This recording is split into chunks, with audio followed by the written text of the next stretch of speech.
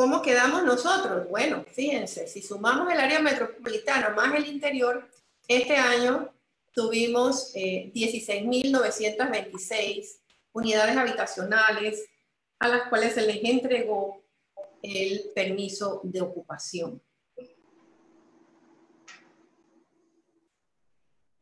En el interior del país, como ustedes vieron, en el 2018, 6.745 se habían entregado. Y en total, entre el área metropolitana y el interior, habíamos logrado entregar 22.127 unidades. O sea que la disminución es una disminución importante en la construcción y en la entrega de viviendas entre el 2018 y el 2019. Aquí pueden ver cómo se comportaron los principales distritos, ahí lo pueden ver con mayor claridad.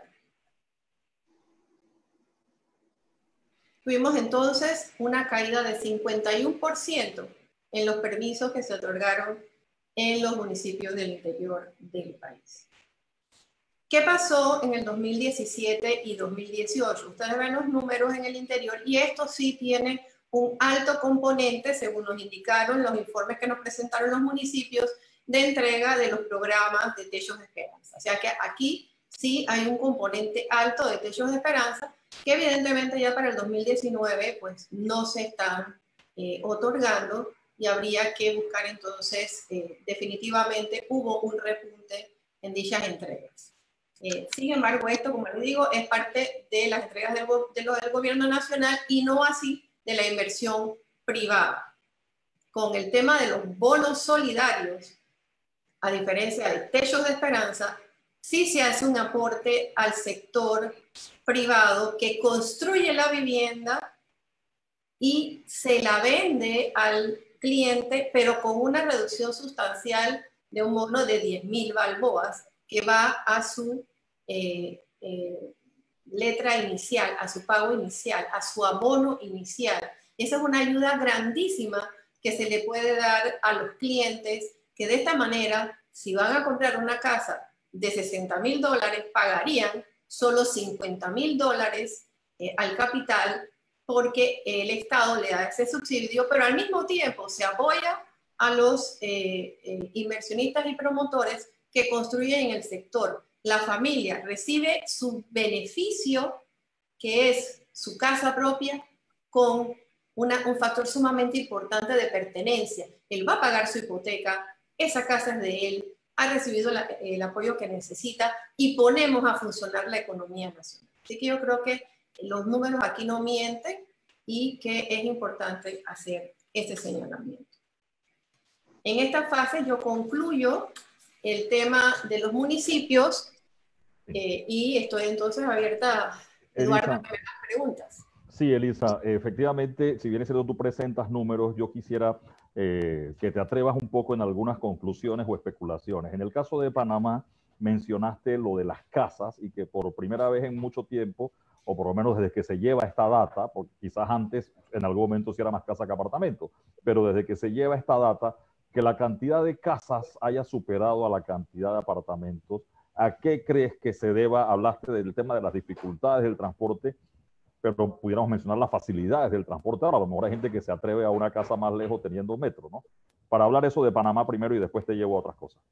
Sí, básicamente Panamá, Eduardo, por el costo de la tierra, construye en el centro de la ciudad, como en cualquier ciudad en el mundo, que sea una ciudad capital, una ciudad metropolitana, tú vas a ver mucho más edificios por el costo grandísimo de la tierra, tú construyes hacia arriba. Construir una casa, pues, te saldría muchísimo más costoso y no tenemos los espacios. Este fenómeno de que sí, al construirse el metro, las personas a lo mejor se atreven a irse más hacia las áreas suburbanas del centro de la ciudad. Sin embargo, aquí el factor que creo que incide más también es el costo. Hay un costo mayor en los edificios que tú construyas en el centro de la ciudad. Vivir en los centros de ciudades, en capitales, siempre es más costoso. Eso es un factor.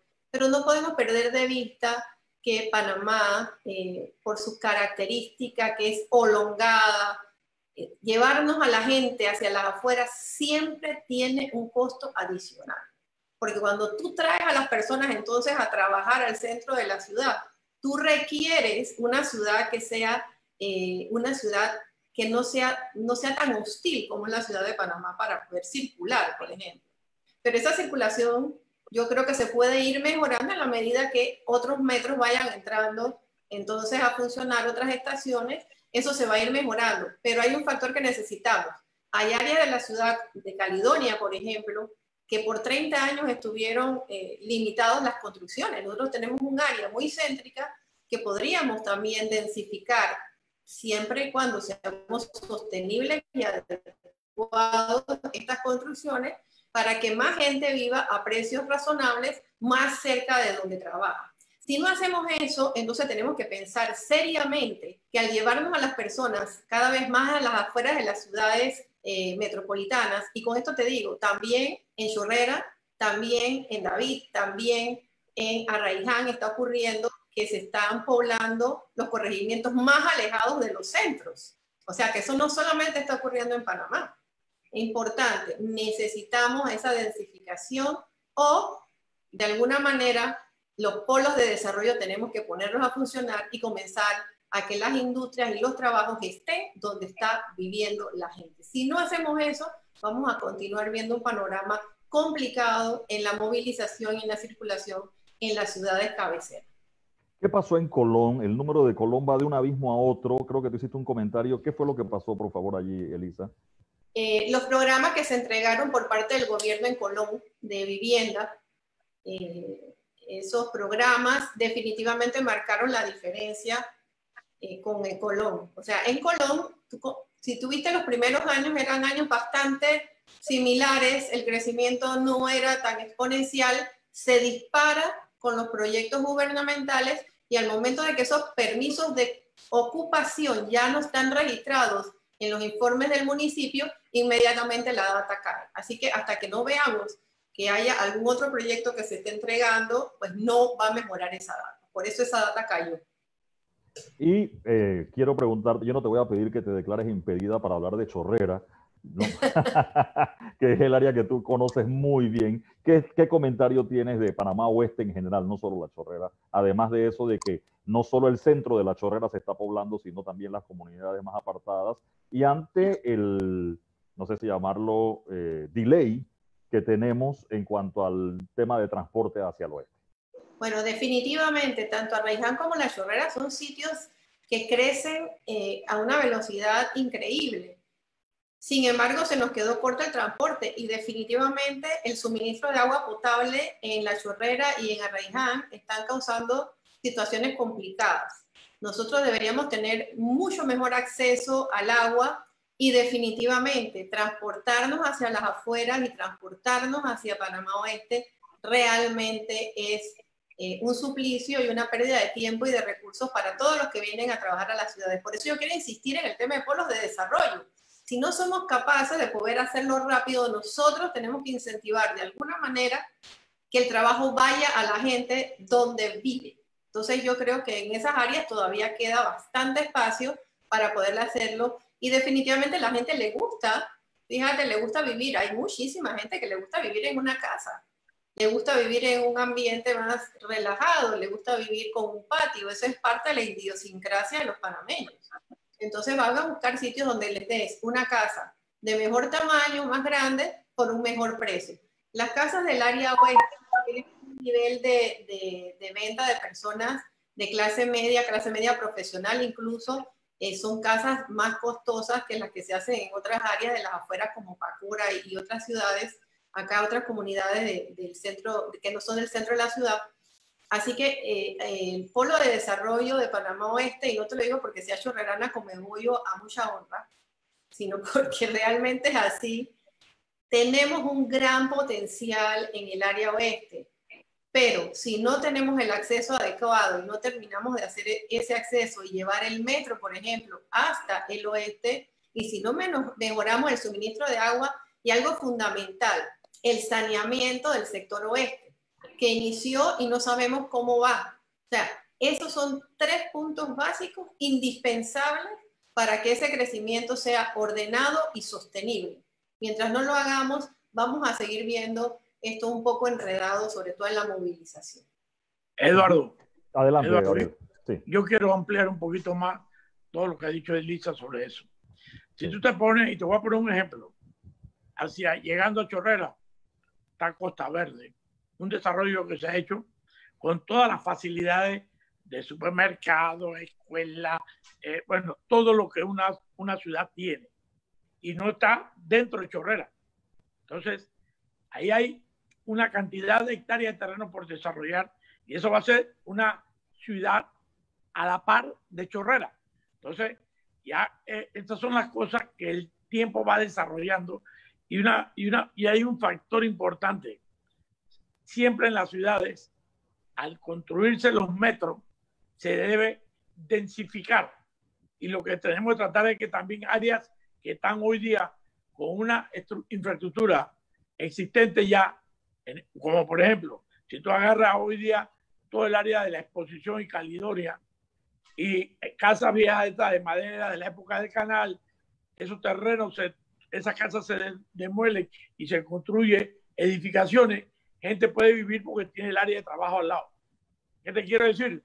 En Chorrera ya también se están haciendo polos de desarrollo y tú ves que pasando la pesa, te encuentras que está River Smith con una inversión inmensa para producir los puestos de trabajo, para que toda esa área por ahí, la gente trate de trabajar en esas áreas y sea menos la movilización.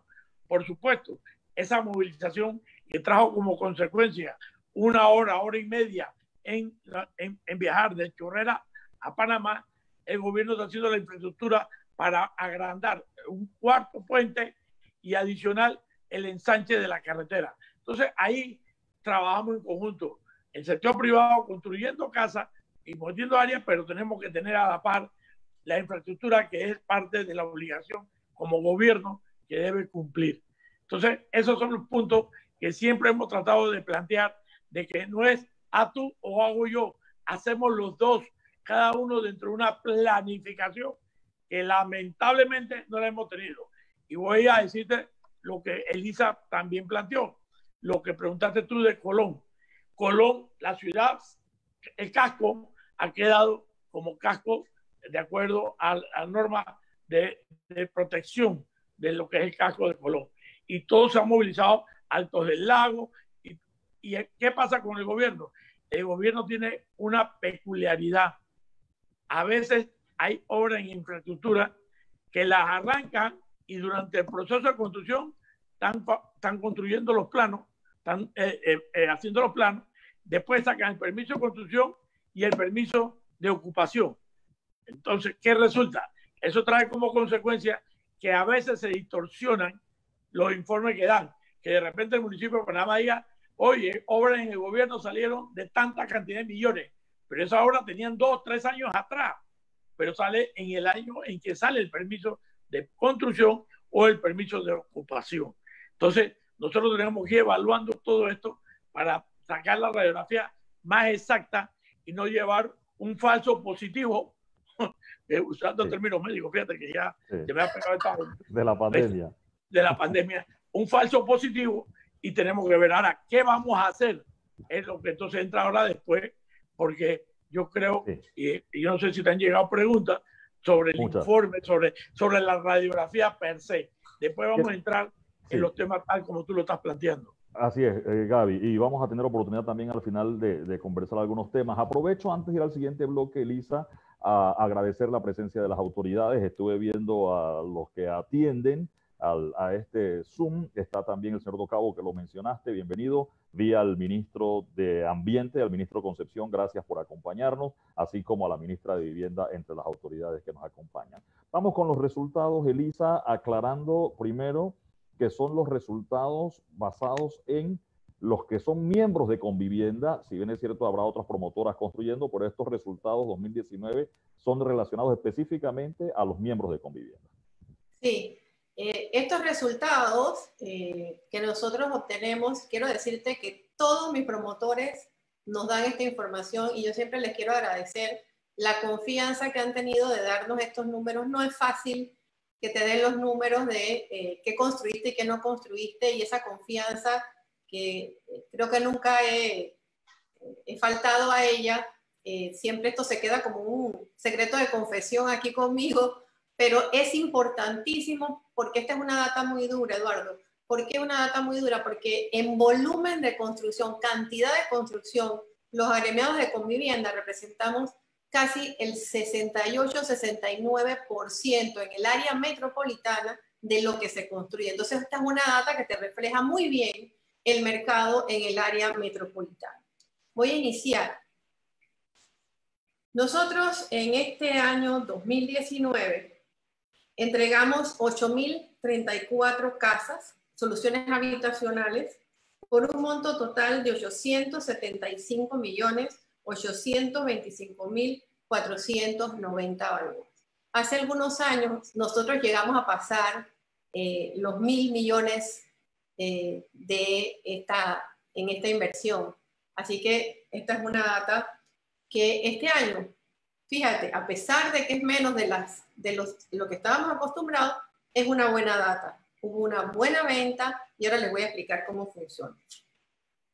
En total, esto quiere decir que nosotros a 8.034 familias les entregamos su casa, son alrededor de 35-36.000 personas en que Convivienda les pudo entregar una vivienda digna. Si nosotros nos vamos a los números, fíjense, en el 2014 nosotros tuvimos un año bastante lento.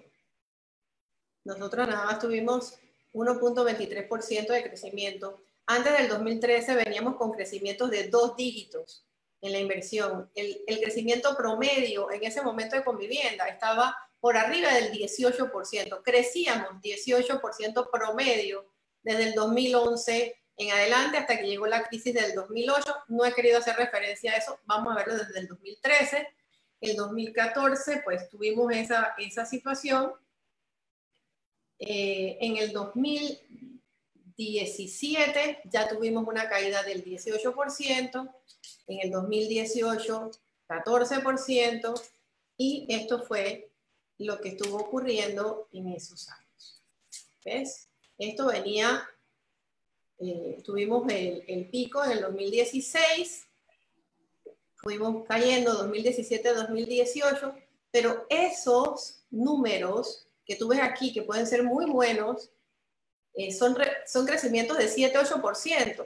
El promedio del crecimiento que requeríamos para que la industria funcionara estaba en 18%, que era el promedio al que nosotros veníamos creciendo. O sea que estábamos creciendo, pero crecíamos la mitad. Y eso es importante tenerlo muy claro. Fíjense, este es el comportamiento que nosotros fuimos teniendo hacia el 2013, 2014. El 2014 es un año electoral y nosotros hemos tomado estos años con unas características muy particulares. ¿Por qué? Porque en los años que he estudiado, que ya son más de 15 años, son 3 periodos electorales que he estudiado, en todos tenemos el mismo comportamiento. El primer semestre del año es pésimo, no se vende nada, pero el segundo semestre del año nosotros tenemos una mejoría sustancial, la gente está contenta, hay el cambio de gobierno, hay una nueva actitud. ¿Qué pasó en el 2014? En el 2014, a diferencia de los otros periodos electorales que he estudiado, el segundo semestre no fue bueno. Y el segundo semestre del año no fue bueno porque también se dio el tema que te comenté de que la política pública que se estableció en ese momento fue no aprobar nada. Ahí comenzaron a quedarse las casas rezagadas, no nos daban los permisos de ocupación, no nos daban los permisos de construcción, había que detener el sector construcción. Nunca entendí esa política pública, pero así funcionó, que es lo que la consecuencia la estamos cosechando en estos últimos años, que nos ha costado tantísimo poder salir de esa situación. Y voy a un poquito acá al 2017 y 2018, que tuvimos esa caída de 33%, nosotros logramos levantar. Yo creo que eso es un aplauso de pie para mis promotores. Lo hicieron muy bien. Nosotros en la presentación pasada dijimos, no sé si te acuerdas, Eduardo, que nunca nos rendiríamos. No nos rendimos. Nosotros logramos un crecimiento de 30% comparado al año 2018 en ventas. Pero ojo, ese 2018 y ese 30% con el resabio que traíamos apenas nos coloca en el cero. en el punto de equilibrio. Apenas nos llevaba al punto de equilibrio, comenzábamos a ver la luz al final del túnel y llegó el COVID. O sea que en ese sentido nosotros comenzamos a ver en las ferias, las últimas ferias que se dieron, tanto de CAPAC como de ACOBIR, si bien no eran los mejores números de los mejores años, había un repunte en las ventas, había un poco de confianza, el promotor comenzaba a vender. Teníamos un reto, y el reto era el inventario que se nos había comenzado a quedar desde el 2014 por no querer darnos los permisos y que comenzó a sumarnos una gran cantidad de unidades inmobiliarias que no podíamos entregar. Bien, gracias a Dios nosotros logramos hacerlo, logramos en ese momento estabilizarnos en el 2019, pero bueno, las consecuencias al final ahora la vamos a ver. Entonces comenzamos a investigar dónde nos movimos, qué vendimos, y eso se los voy a explicar en este momento.